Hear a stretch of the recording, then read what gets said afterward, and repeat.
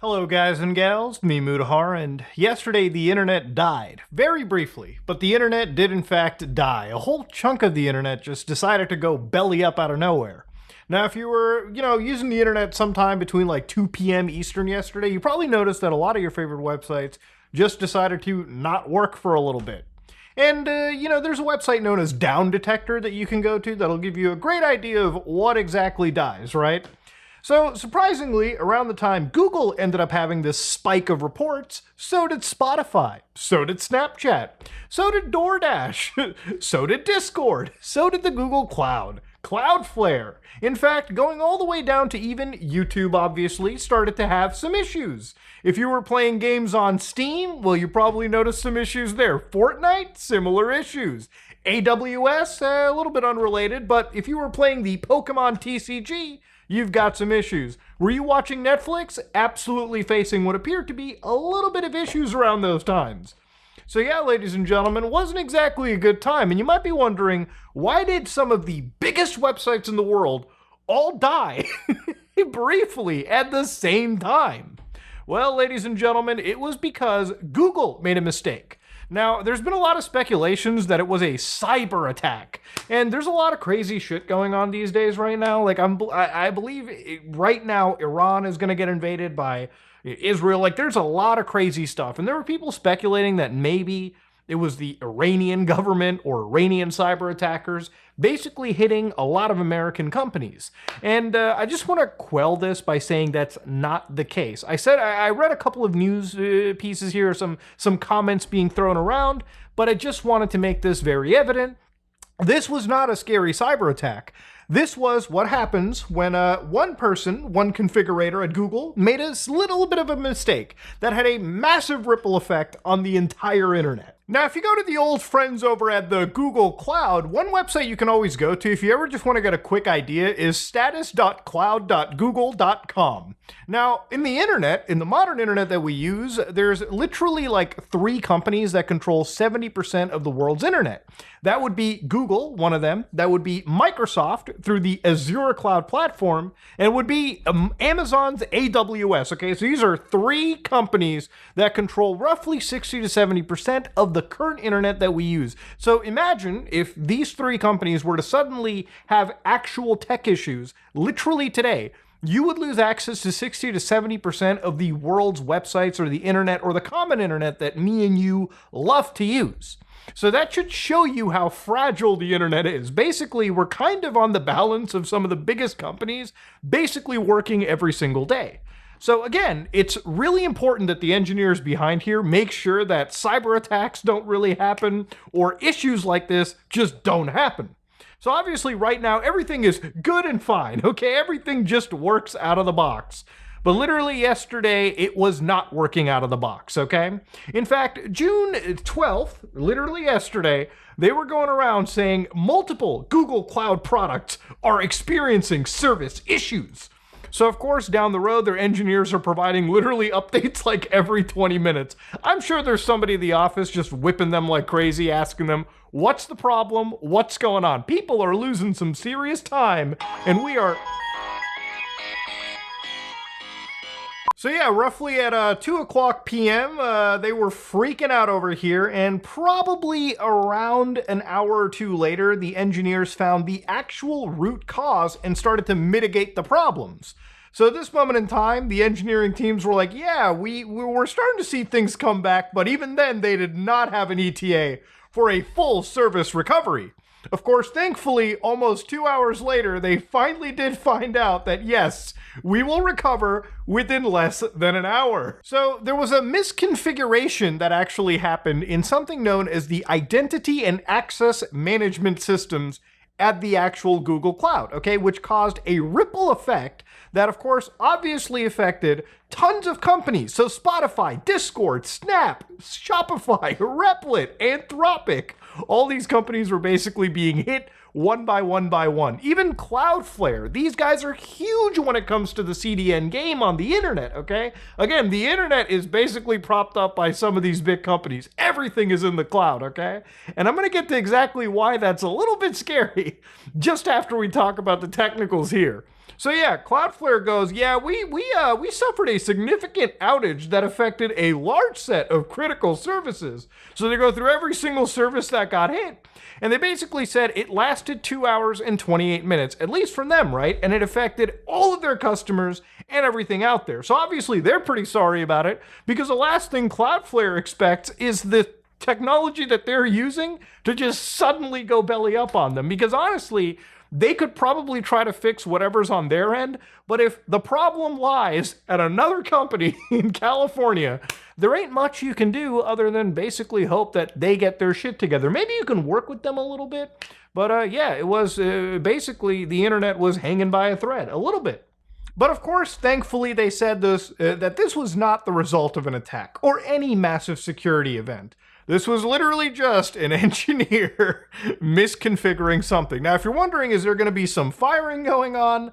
I actually really doubt it. I don't think there's going to be anything super serious. These things do tend to happen. And honestly, at some point, you'd be surprised if at least once upon a year, the internet doesn't completely break on us, right? At least, thankfully, it gave the ability for people to go out and touch some grass for a few hours, just until the internet actually ended up coming back. But let's say that you were somebody that was, I guess, door dashing or maybe Ubering around. If you were affected by this, I'm sure that it probably did affect your grind a little bit. And to be fair, this is a ripple effect that's happened throughout everyone yesterday, okay? So again, you can see how millions of dollars can be lost. You can see how a lot of bad things can happen if the internet just chooses to die.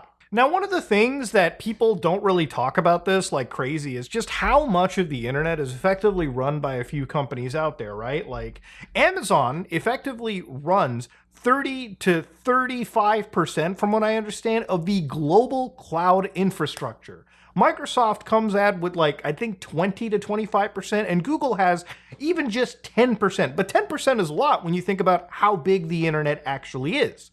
So when you have 60 to 70% basically controlled by these guys, and one of them goes down, yeah, it sucks. You know, last year it was Microsoft that had an issue, and the year before it was Amazon that had an issue. So realistically, every year somebody's going to have a problem. Now, even when it comes to things like content delivery networks, obviously things like Cloudflare provide, I believe, like 20% of the CDN reverse proxying to all the world? And then the only other company that's equivalent to them is Akamai, okay? So again, even when it comes to CDNs, there's not really a whole lot of individual companies. There's maybe 2 companies that basically every other large company calls for. When it comes to things like DNSs, right? Cloudflare basically controls, I think like 15%. They're the #1 DNS group out there. Google themselves is the largest public DNS provider. So yeah, the internet is effectively kind of propped up by a few of these companies, okay? A small group of companies control basically the entire internet infrastructure, all the way from hosting things onto the cloud to giving us DNS resolution for our internet, okay? So if you're ever wondering why my internet stops working, sometimes it really do be hinging on the actual backs of some of these organizations, and that's pretty much the scary side of it. So when you're looking at things like internet outages, like looking at the Thousand Eyes internet outage map, right? Like you had 92 reports in China, which are probably for a different thing related to China Telecom. You had 24 issues in Singapore, but literally yesterday, you had hundreds of problems all throughout the United States, okay? So you had issues in Los Angeles, New York, you had problems all the way down at Atlanta. It was just a shitty situation. Google was affected, Spotify was affected, Microsoft was slightly affected. Everyone had a little bit of an effect going on. Now, I think it's just scary when obviously you look at how important these services are and how much it's pretty much imperative that they have to keep working nonstop. You know, it's not a shock that when you talk about like how important Google is, like even though that Apple and Google are kind of competitors in terms of like mobile phones and like the App Store, so to speak, it's hilarious. Like back in 2021, Apple was literally the largest client that Google had from a corporate perspective. So when it came to how much Apple spent on cloud storage, they were spending around $300 million just to host things like the App Store and all of their extra stuff on their internet. And so when it came out to how much data that they stored on Google services, back in 2020, it was reported that they stored 470 petabytes basically meaning that if you looked at the total amount of data that apparently they had on Google's cloud, you're looking at 8 exabytes of information. I mean, that is crazy when you really think about how much storage is happening, right? But obviously, this is, again, one big company requiring the services of another big company. You might be like, but Muda, why does Apple, a company that's like what, like the third richest company in the world, why the fuck would they need Google? And that's because clouds and the infrastructure behind running the internet is honestly just a game that only a few people really have their hands in, right? Like, it's Google, it's Microsoft, it's Amazon, and honestly, it's Meta, which is basically Facebook. It's really these companies and a few other companies outside of the United States that effectively control the infrastructure of the internet. So if one company goes down out of all these companies, that has a massive ripple effect, as we saw yesterday, on a big chunk of the internet. Now imagine if instead of Google, it was something like Amazon, right? Imagine if Amazon and even Microsoft had went down. That would take down the internet far more than what we just saw yesterday. If you thought yesterday was kind of weird and bad, imagine if all of these cloud services suddenly stopped working day one. We would probably lose access to basically the internet as we know it. In fact, communication, a lot of the things that we kind of rely on to talk to each other, to share information around, to share the news, to share God knows what, all of that would be gone. The internet is a fragile vixen. And, if these companies all unanimously go down, or let's just say they get cyber attacked, then we're looking at a pretty catastrophic day in human history when just the ability to communicate with each other just goes out, from the world. Forget the fact that you won't be able to watch your cutesy YouTube video like this, or you won't be able to watch your Netflix movie. If you lose the ability to communicate and share information, that can absolutely spark some real pandemonium. Remember about a year ago when we saw problems with CrowdStrike where one update basically destroyed a whole bunch of Windows systems and it threw airports into complete pandemonium because all of a sudden they couldn't even access their computers and they needed like a whole bunch of IT nerds with flash drives to basically go around and plug them into each system and fix them? Yeah, it's these kind of small problems. Anytime something small changes, it has a massive ripple effect, which completely throws the world into some level of scary pandemonium. And thankfully, there exists enough coffee and enough computer nerds to basically fix any of these issues, at least when they arise. But it should kind of wake you up to how fragile the internet is. That's all I'm really getting at here. You know, one of the beautiful things that I saw about the internet, and this is before the days of like social media, basically like turning the internet into this cloud-controlled world that we were in, was like a federated internet, which basically meant that the internet was hosted by the average individuals, and there was a lot more self-hosting going on. And obviously back in the day with like things like these forums, this is not a federated forum from my understanding, but back in the day I used to go on to plenty of different forums. This is just an alien forum that I go to. But back before, like, I would say, you know, the YouTube era, back before YouTube was a thing, we're talking early 2000s internet, a lot of people just hosted their own websites, their own servers. Everything was federated. In fact, even nowadays, if you want to host your own website using your own internet connection, it takes a little bit of port forwarding, setting up an Apache web server, and just basically managing your own service. Obviously, the only thing you have to worry about then is your bandwidth. Nowadays, the internet is basically, all run inside the cloud. And basically, when you deal with the cloud, you're effectively dealing with somebody else's hard drive, somebody else's servers, with a virtualized client for you running underneath. So a couple days ago when I was talking about one of the a YouTube channel that Google had basically targeted to take down, Slope's Game Room, thankfully their issue is fixed. But they put their information up into the cloud, somebody else's servers, and because they had basic control over all their information, because ultimately you are just using somebody else's computer, in this case it's Google's computer, they basically have the decision to control what you can and cannot do on your system.